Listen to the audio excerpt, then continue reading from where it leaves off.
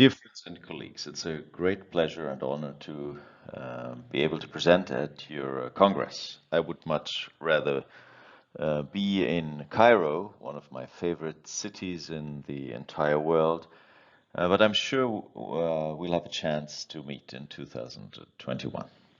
I will talk about fertility preservation for ovarian cancer patients, state of the art in 2020, and I will take only 50 minutes of your time to go over the most important points here.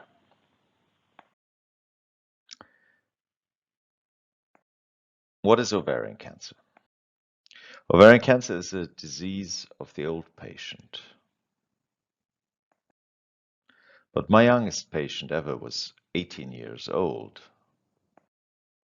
And the youngest patient that I am treating right now was 24 when we started. Now she's 31 years old. She has stage 3C low-grade mucinous cancer. And we're treating her with letrozole, palbociclib, olaparib, and GnRH antagonist. You can see the treatment has much changed for cervical cancer, and patients live longer. And there are young patients, so fertility preservation, while it is not at the top of the list, has become an important issue. What is ovarian cancer and when is fertility an issue? When talking about ovarian cancer and fertility preservation, the main cancer that we talk about is epithelial ovarian cancer. We have high-grade serous ovarian cancer, and then we have low-grade serous or mucinous ovarian cancer. The other ovarian cancer type is germ cell cancer. Here we're mostly talking about malignant teratoma. And then we have sex cord stroma tumors. And the most common type here is granulosa cell tumor.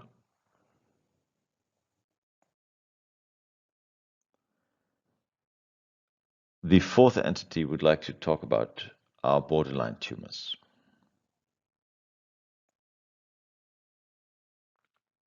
Here we talk about serous and mucinous borderline tumors.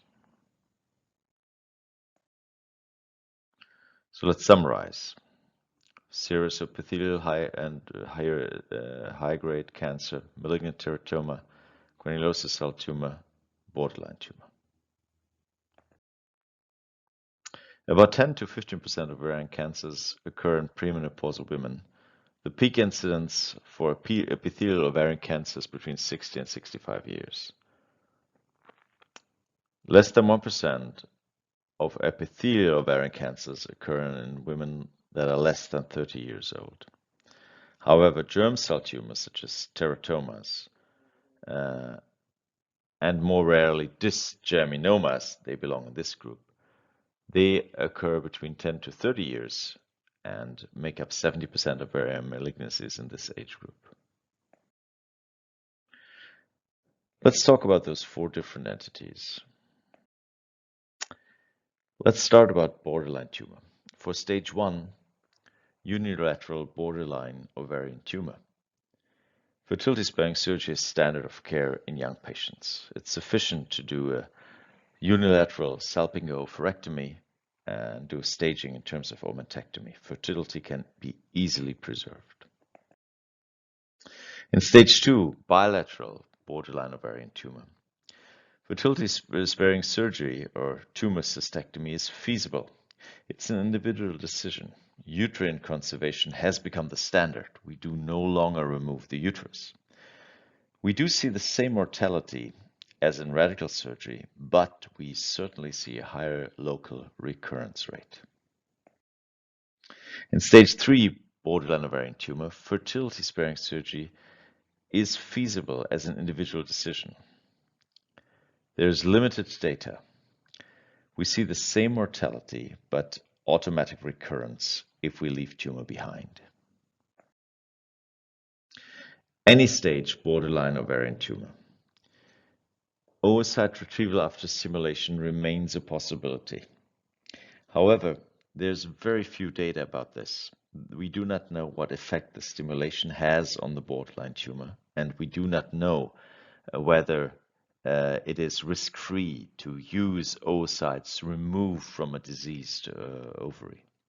So there's no data, and there are theoretical risks which we need to be discussed with the patient. I selected this article from 2019, Outcomes of Fertility-Sparing Surgery for Stage 2 and 3 Serous Borderline Ovarian Tumors. You can see here, they look at a patient cohort with a median age of 28 years, follow-up interval 74 months. Among the 90 patients who were followed up, 8 had stage 2 tumors and 11 had stage 3 tumors. 16 patients had non-invasive peritoneal implants. The total recurrence rate was 26.3%.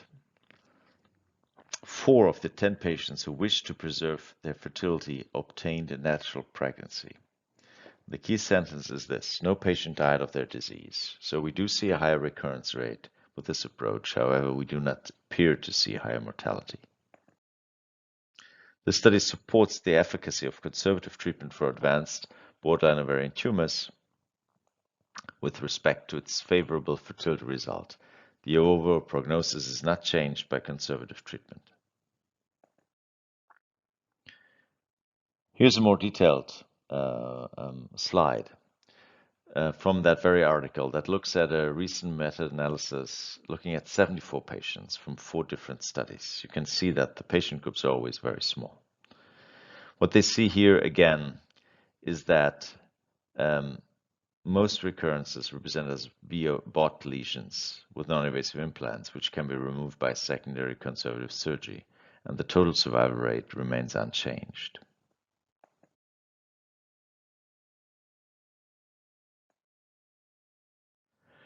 Let's talk about granulosa cell tumor.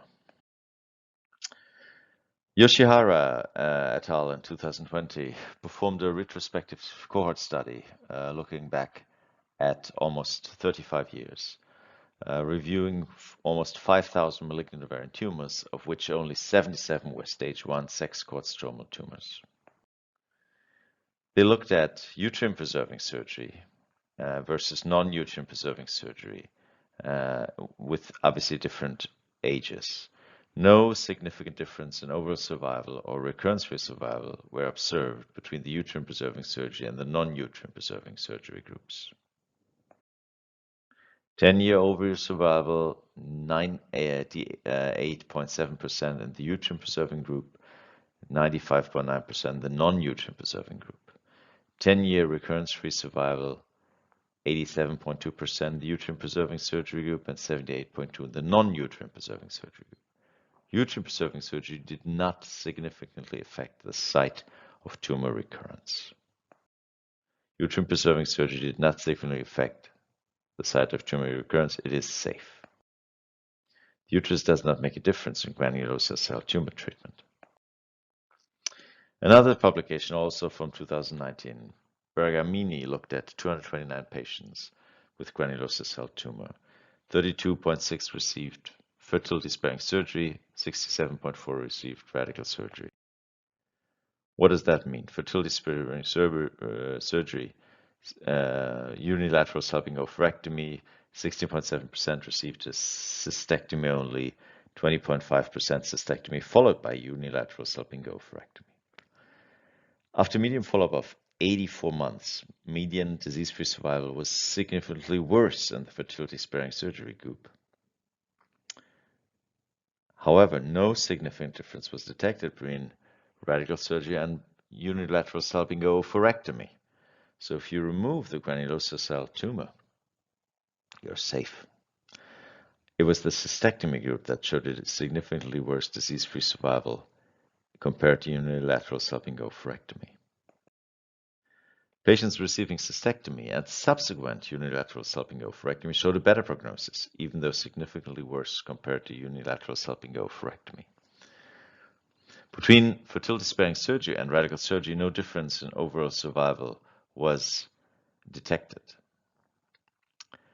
At multivariate analysis, FIGO stage 1C and cystectomy retained significant predictive value for worse survival. Conclusion. The study supports the oncologic safety of fertility-sparing surgery in stage 1, adult granulosa cell tumors, provided that cystectomy is avoided. Unilateral salpingopectomy should be the preferred approach. Very important guidelines for treatment here. Unilateral salpingopectomy is fine, but cystectomy does not work too well. Let's look at a specific entity at juvenile granulosa cell tumor of the ovary.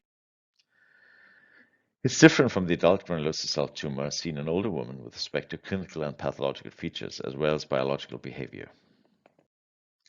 Here we have a list where we look at the differences. Less than 1% prepubertal of an adult type, and then the juvenile type is rare after 30 years.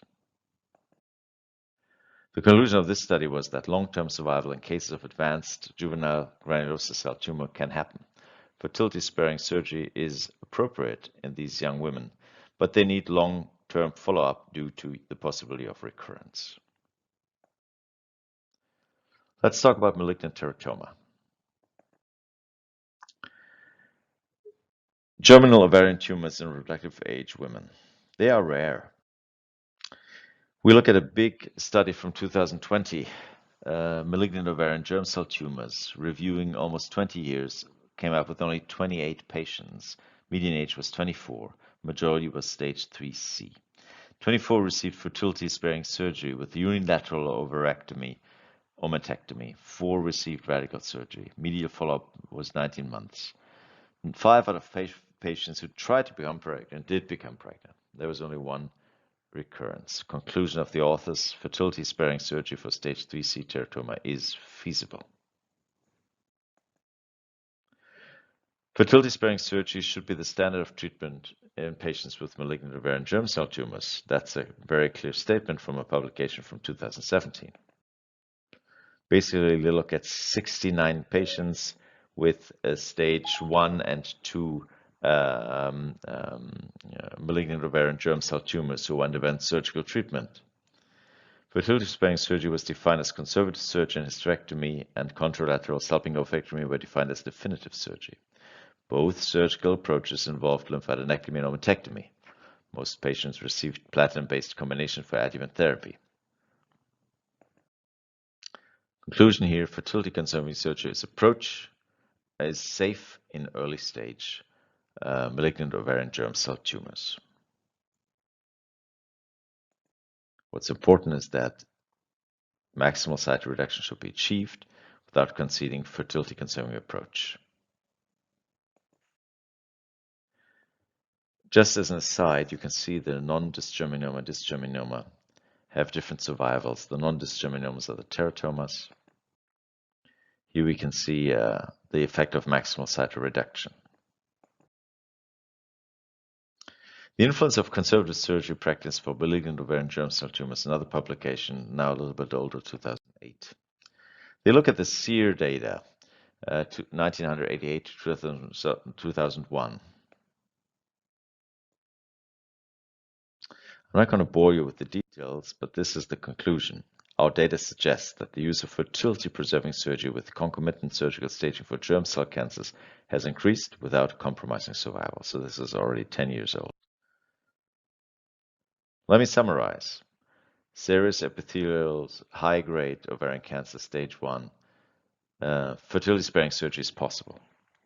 Malignant teratoma, fertility-sparing surgery is standard. Granulosa cell tumor, fertility-sparing surgery is possible. And borderline tumor, fertility-sparing surgery is possible. And with this, I've reached my 15 minutes, and I thank you very much.